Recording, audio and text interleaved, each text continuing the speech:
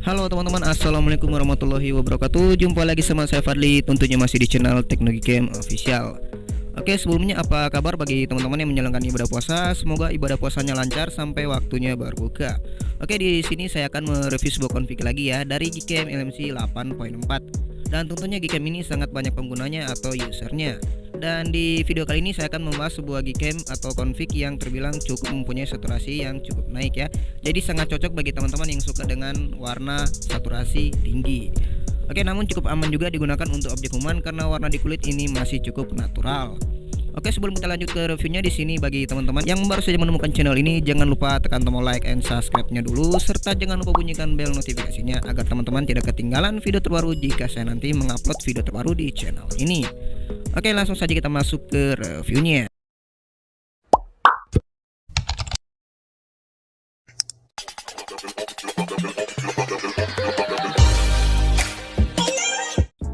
Oke, kurang lebih seperti ini tampilan interface dari config terbaru ini. Namun untuk tampilan interface ini masih akan saya ubah ya, karena ini masih menggunakan settingan default dari Gcam-nya.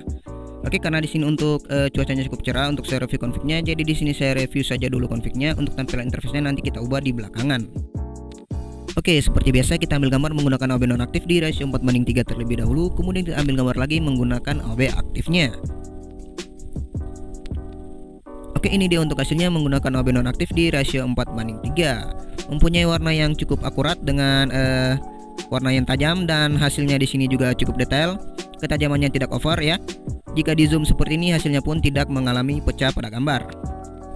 Oke, kita coba ambil gambar lagi masih menggunakan rasio 4:3 di AOB nonaktif.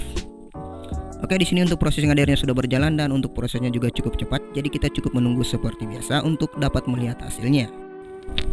Oke, ini dia untuk hasilnya. Di sini hasilnya benar-benar sangat bagus. Di zoom seperti ini, tekstur pada daunnya di sini masih cukup aman terlihat, detailnya pas, warnanya cukup tajam dan sangat cocok digunakan pada kondisi cerah seperti ini.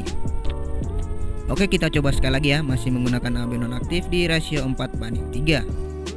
Di Poco X3 Pro saya ini warnanya masih cukup aman terlihat ya teman-teman, masih cukup detail terlihat, namun kurang tahu di device teman-teman ya. Nanti bisa teman-teman coba sendiri untuk config-nya dan tinggalkan saja di kolom komentar mengenai hasilnya. Oke, seperti ini untuk hasilnya, benar-benar sangat cocok digunakan pada kondisi cuaca cerah seperti ini karena warnanya mempunyai warna yang cukup sangat tajam ya. Detailnya pun di sini masih cukup terjaga, ketajamannya tidak over, dan dynamic range-nya juga cukup luas. Oke, sekarang kita coba lagi untuk di mode portraitnya. Oke, sedikit informasi di video kali ini, mungkin videonya cukup sedikit panjang dibanding video sebelumnya ya. Karena untuk config ini juga sudah support untuk lensa ultrawide-nya, jadi videonya juga sudah stabil. Nanti bisa teman-teman nilai sendiri mengenai hasilnya, dan saya tidak akan menjelaskan panjang lebar mengenai hasilnya mengingat ini bulan puasa ya. Oke, silakan kalian nikmati videonya dan nilai saja sendiri mengenai hasilnya. Jika ada problem dalam config ini, silakan tinggalkan saja dalam komentar karena seperti biasa kita akan jawab bersama di dalam kolom komentar. Oke, selamat menikmati videonya.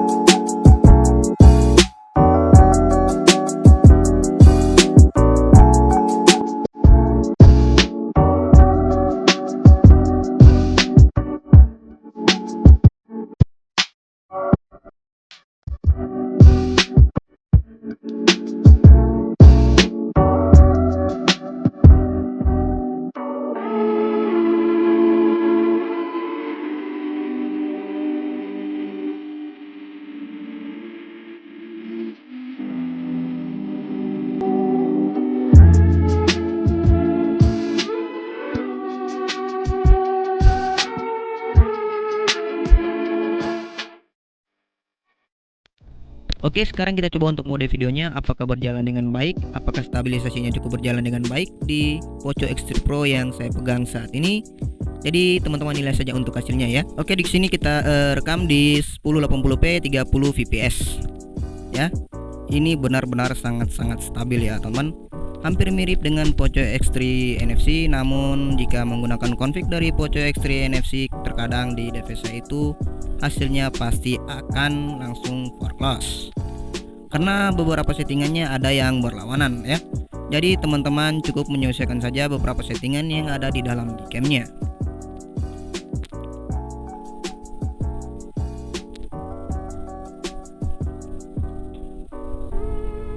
Oke, ini dia untuk hasilnya ya, cukup stabil ya, mempunyai warna yang terbilang cukup akurat juga.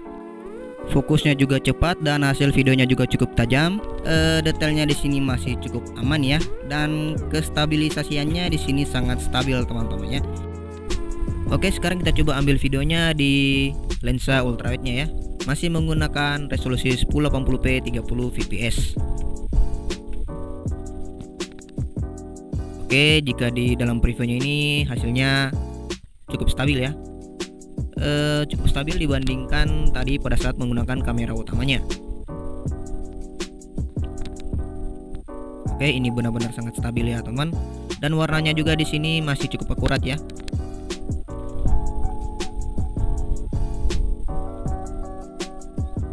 Oke ya, hasilnya mantap teman-teman ya.